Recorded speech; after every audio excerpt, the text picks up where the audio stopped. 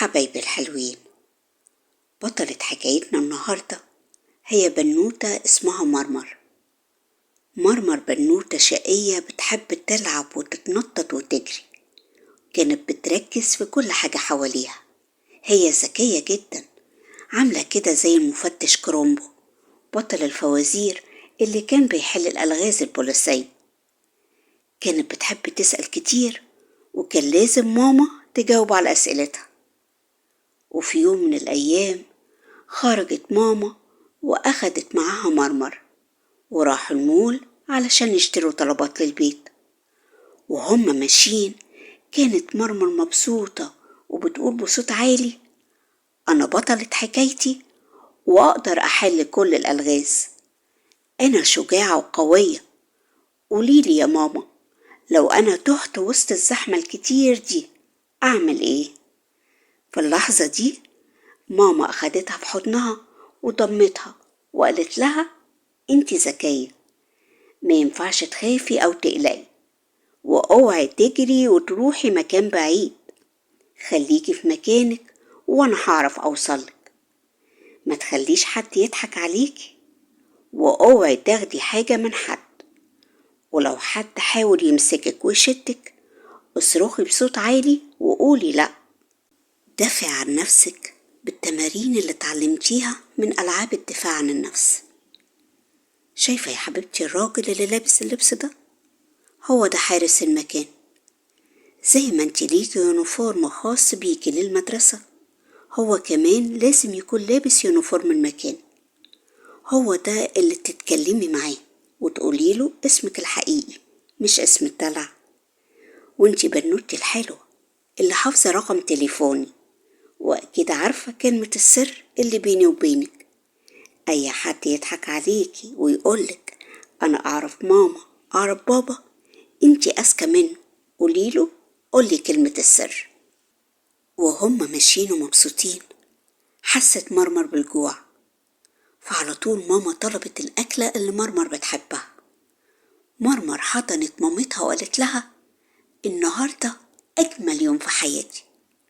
وهم قاعدين سألت مرمر سؤال: ممكن يا ماما تقوليلي لو حد كبير يعمل ايه علشان يحمي نفسه من العفاريت؟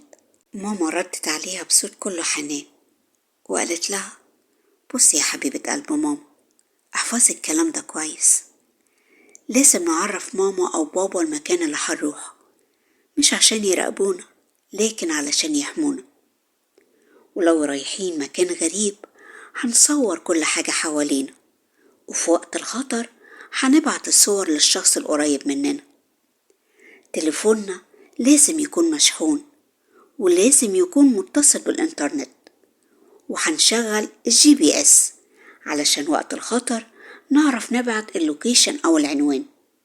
وطبعا مش هنرجع متأخر بالليل، ونحاول منمشيش في شوارع ضلمة ولا شوارع مقطوعة مفيهاش ناس.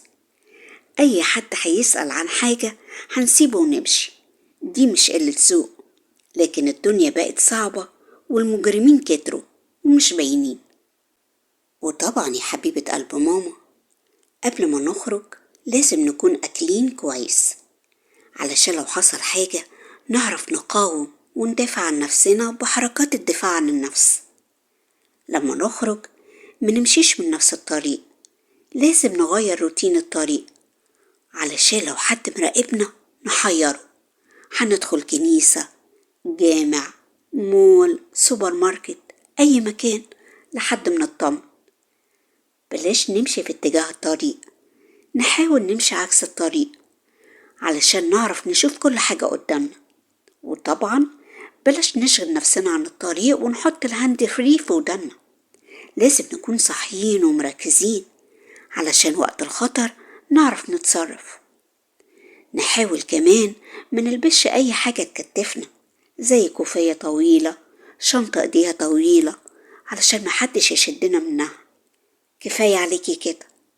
يلا نكمل فرحتنا ونقول لأصحابنا: دي مش قصة وخلاص، دي قصة ابنك أو بنتك، هم أبطالها. اسمه، شكله، حلمه، كلهم جوه قصة واحدة.